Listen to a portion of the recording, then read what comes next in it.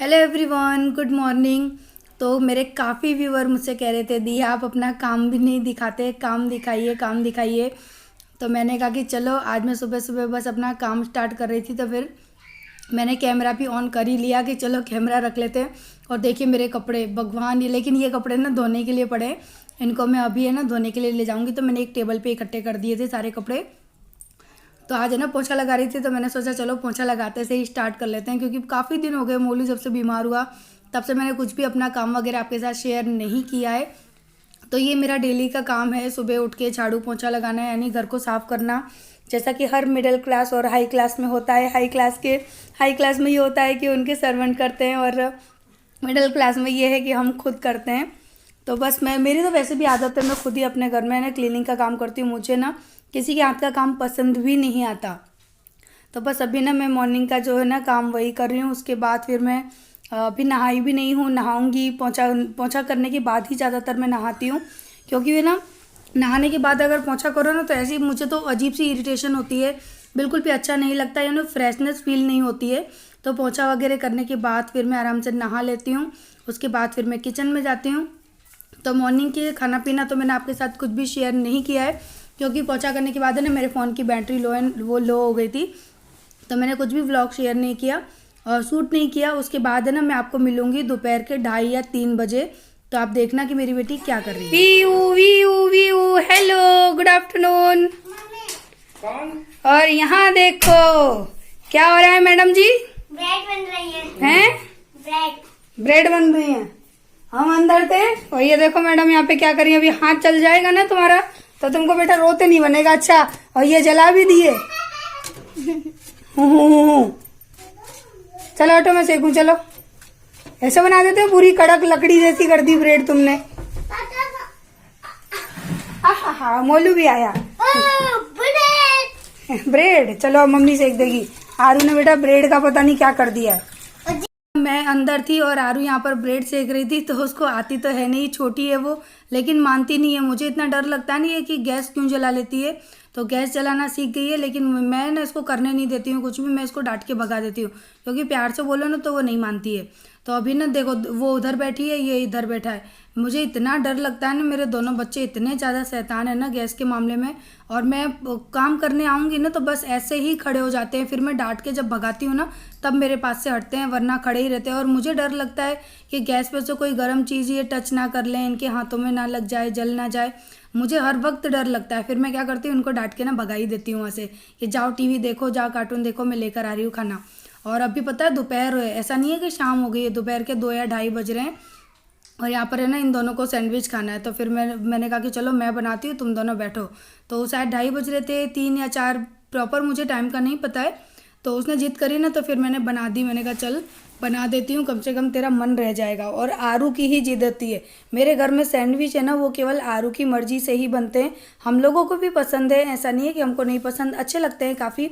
लेकिन मैं ना बहुत ज़्यादा ये सब सारी चीज़ें मेरे घर में नहीं बनाती, बहुत अवॉइड करती हूँ। रेयर ही कभी बनाती हूँ जब ये जिद करती है तब। अदरवाइज़ वही अपना नॉर्मल सा देसी, कहते हैं ना देसी ठोका खाना, जो कि होता है ना दाल चावल रोटी सब्जी, भरपूर पेट भर के खाओ, दूध पी लो, दही खा लो, मठा खा लो। इससे बेस्ट है ना, मैं कहती हूँ कि कोई खाना ही नहीं है।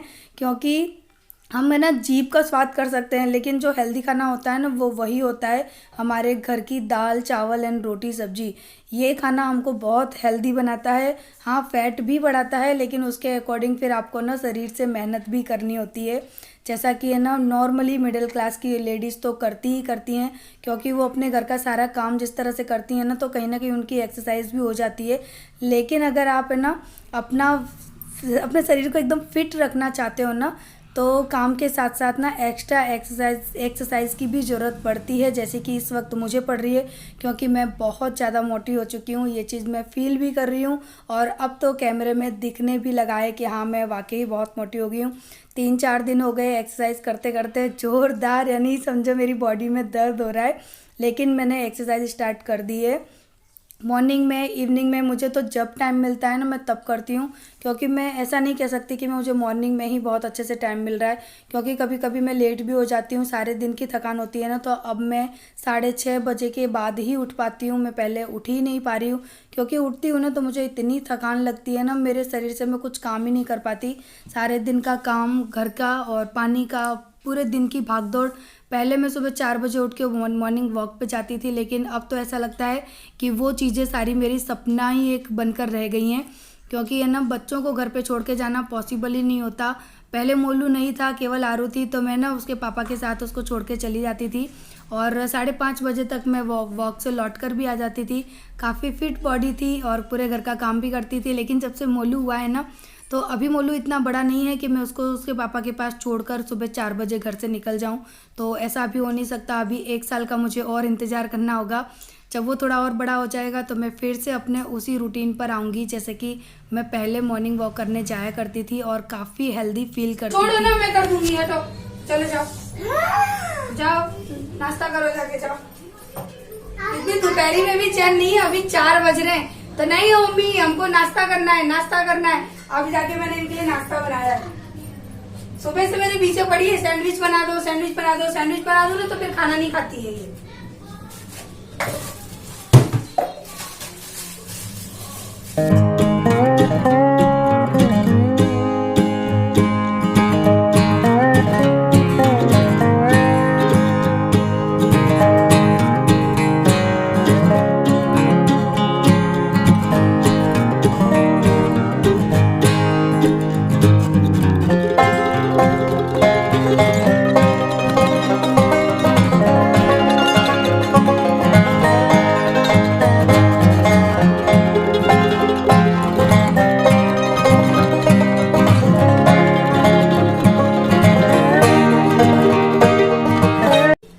तो ये दोनों तो गए अपनी ब्रेड लेके, अब ये एक्स्ट्रा की बच रही हैं, तो इतनी तो मैं नहीं खाऊंगी क्योंकि मुझे भूख नहीं है।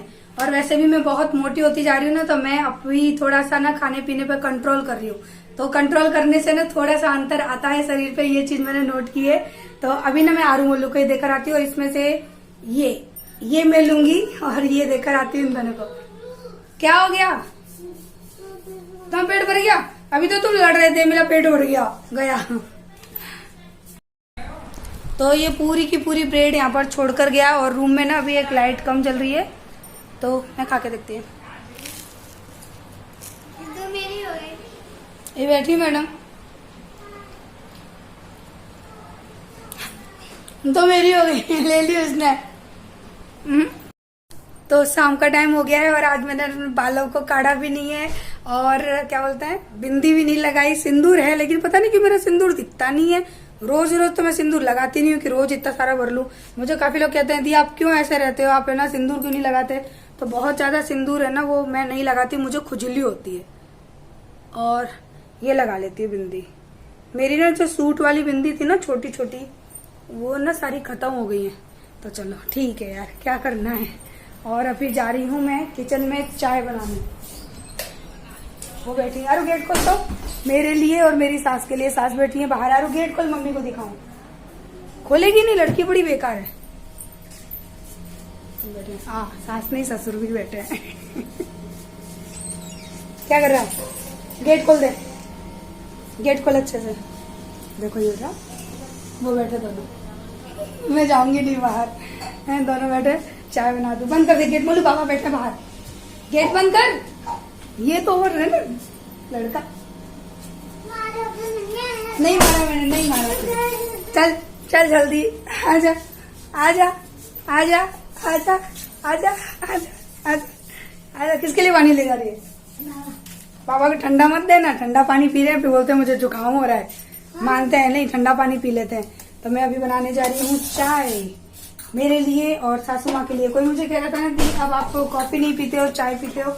तो वो क्या है कि अब मैं सोचती हूँ कि उनके लिए 1 कप चाय बनाऊं, खुद के लिए 1 कप कॉफी बनाऊं। इससे तो बढ़िया है ना कि चाय बना लेती हूँ, दोनों ही पी लेंगे साथ में। तो अभी शाम का टाइम है और गर्मा गर्म पियेंगे चाय, अदरक वाली अच्छी सी। उसके बाद अपना फेस वॉश करूंगी। क्या है ये? कोपल? अरे छोटा सा कुकल और ये टी शर्ट का को ऊंची कल लगी तुम्हें जो मच्छर कच्ची कच्ची खल जाएंगे तुमको। हम तेरे मच्छर कच्ची हाँ कच्चे कच्चे खल जाएंगे मच्छर। अरे दो मम्मा का है वो, चलो मम्मी ना यहाँ से करो। नहीं तुम्हारा मुझे पता है ऐसे करना, तू बड़ा शैतान लड़का है। मैं तो जेल लूंगा। मैं पिट्टी कर दूंगी तेरी। देखो ऐसे देखो। रख दे पूजा के लिए, बोलू जे का है। ला ला ला ला ला, ये तो सच में बहुत परेशान करता है। तो ये है, ये पूजा के लिए बड़ा अच्छा रहता है। मेरे मिनिएचर ब्लॉग वाले चैनल का है, लेकिन है ना मोलू की तबीयत खराब हो गई, बहुत सारी चीजें ऐसी हो गई ना कि उस चैनल पे वीडियो ही नहीं बन पाई। हाँ बेटा, हाँ उस चैनल पे वीडियो नहीं बन पाई, तो उस चैनल का सामान है ना आजकल मेरे पूजा में यूज हो रहा है। तो इसके अंदर बहुत अच्छा लगेगा ना, वो कहते हैं ना चावल रोरी टीका करने के लिए ना, ये मैंने रख ली है। और देखती हूँ मेरे ना Indian mini food, real Indian mini food channel पर कब वीडियो जाएगी, कुछ पता नहीं है। दूध खदक गया, लेकिन चाय और यानी चाय पत्ती और चीनी नहीं डली है मोलू के चक्कर में। चीनी ज्यादा हो जाएगी, पता है आजकल है ना मैं चाय बनाना भूल गई। हाँ